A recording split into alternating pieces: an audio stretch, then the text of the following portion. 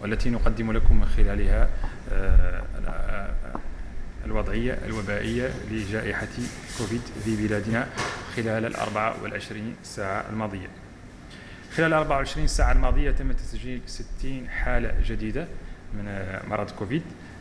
هذه الحالات كانت كلها حالات مجتمعية، كما تم تسجيل خلال 24 ساعة الماضية 108 حالات خروج من المستشفى، ولله الحمد لم تسجل أي حالة وفاة خلال 24 ساعة الماضية. بلغ إجمالي الحالات المسجلة في بلادنا منذ بداية الوباء إلى 35777 إصابة. بلغ إجمالي حالات الشفاء المسجلة منذ بداية الجائحة في بلادنا إلى 34140 حالة شفاء. كما بلغ عدد الوفيات أو إجمالي الوفيات منذ بداية الجائحة في بلادنا إلى 768 حالة وفاة. نسأل الله الرحمة لهم والغفران. بلغ عدد الحالات النشطة في بلادنا اليوم 869 حالة نشطة، من بينها 838 حالة بدون أعراض و20 حالة بأعراض سريرية خفيفة، في حين بلغ عدد الحالات الحرجة في بلادنا 11 حالة حرجة. تتوزع الإصابات المسجلة 24 ساعة الماضية حسب الولايات والمقاطعات الوطن كالتالي: في قيرو تم تسجيل 4 حالات خلال 24 ساعة الماضية. في حالة تم تسجيلها في كل من ألاق وكرمسين أو جفت وهدان. كما تم تسجيل 3 حالات في الشامي وفي نواديبو كذلك والمجرية. في تجوجة تم تسجيل 5 حالات خلال 24 ساعة الماضية. في سيدي بابي تم تسجيل حالة. في برمقرين كذلك حالة. في الزويرات تم تسجيل خلال 24 ساعة الماضية 4 حالات. في قجوجة تم تسجيل حالة واحدة. في القصر تم تسجيل 6 حالات. في تفرغ زينة تم تسجيل 11 حالة خلال 24 ساعة الماضية. كذلك تم تسجيل حالتان في دار النعيم و4 حالات في تيارت. حالتان كذلك تم تسجيلها في تجنين، في حين تم تسجيل 6 حالات في عرفات. فيما يتعلق بالفحوصات المنجزة خلال 24 ساعة الماضية، تم إنجاز 1947 فحص، من بينها 1389 فحص من النوع السريع TDR و558 من نوع الفحص بالحمض النووي أي PCR. فيما يتعلق بحالات الحجز داخل مستشفياتنا الوطنية، خلال 24 ساعة الماضية تم حجز 10 أشخاص بسبب كوفيد-19 طبعا. من بين هذه الأشخاص المحجوزين كانت هناك 8 حالات خفيفة وحالتان حرجتان أو خطيرتان، في حين تم تسجيل خلال 24 ساعة الماضية 4 حالات خروج من المستشفى. فيما يتعلق بحالات الحجز الموجودة اليوم في بلادنا وعلى مستوى مستشفياتنا الوطنية، هناك 31 حالة حجز على مستوى المستشفيات الوطنية، من بينها 11 حالة حرجة. تتوزع هذه الحجوز على مستشفياتنا الوطنية كالتالي: حالة حجز في مستشفى الاستطباب بأطار، حالتان في مركز الاستطباب بكيهيدي، حالة في مركز الاستطباب ببوتيليميت، حالتان في مركز الاستطباب بتجقجة، حالة في مركز الاستطباب بألاق، وحالة في مركز الاستطباب بأكجوجت. كذلك هناك حالة في كل من مركز الاستطباب بنواديبو ومركز الاستطباب بزويرات. كما توجد هنا 10 حالة حجز على مستوى مستشفى الشيخ محمد بن زايد، من بينها 11 حالة حرجة. في حين كذلك هناك حالتان في مستشفى الأمومة والطفولة، حالة كذلك في المستشفى الوطني للأنكولوجيا، 3 حالات في كل من المستشفى الوطني ومستشفى الشيخ زايد.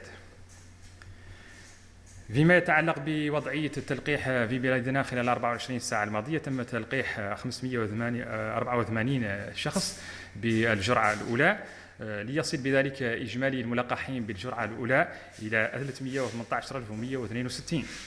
كما تم خلال 24 ساعة الماضية تلقيح 1893 شخص بالجرعة الثانية، ليصل بذلك عدد الملقحين أو عدد من أكملوا تلقيحهم إلى 566,129 شخص، لنكون بذلك قد وصلنا إلى نسبة أو معدل 21% من التغطية على المستوى الوطني.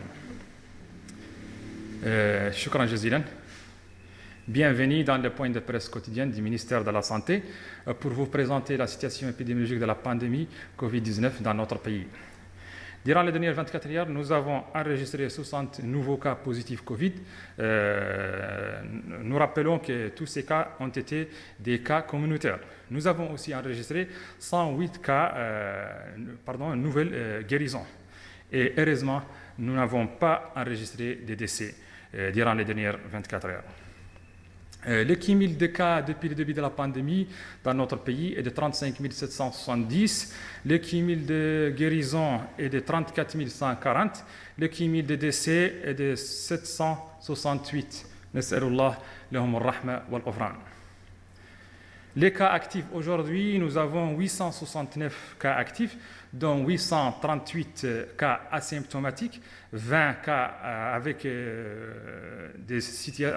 situation clinique simple, et nous avons 11 cas avec une situation grave ou critique. Les cas enregistrés durant les dernières 24 heures se répartissent comme suit.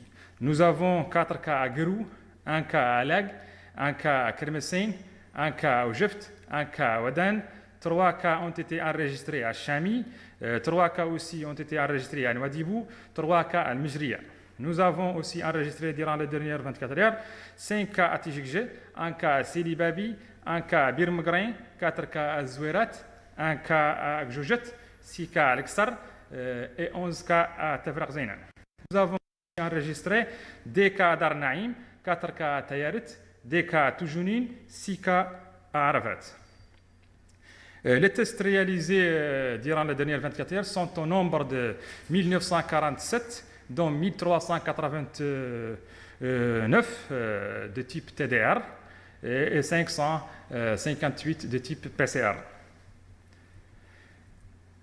Par rapport aux hospitalisés durant les dernières 24 heures, nous avons hospitalisé 10 patients Covid-19, dont 8 légères, aidés dans une situation clinique grave. Nous avons aussi enregistré 4 nouveaux sorties d'hôpital. Par rapport aux cas hospitalisés dans nos hôpitaux, nous avons aujourd'hui 31 patients Covid-19 hospitalisés au niveau de nos hôpitaux nationaux, dans une situation clinique grave. Ces patients se répartissent sur les hôpitaux nationaux comme suit. Nous avons un hospitalisé au niveau de l'hôpital d'Atar, nous avons des hospitalisés au niveau de l'hôpital de Kayedi, un à l'hôpital de Nouadhibou, deux à l'hôpital Tijikje, un à l'hôpital d'Alag, un à l'hôpital de Gjojet, un patient à l'hôpital de Nouadhibou et un autre à l'hôpital de Zouerat. Nous avons aussi 12 patients Covid-19 à l'hôpital de Mohamed Ben Zayed, dont 10 dans une situation clinique grave.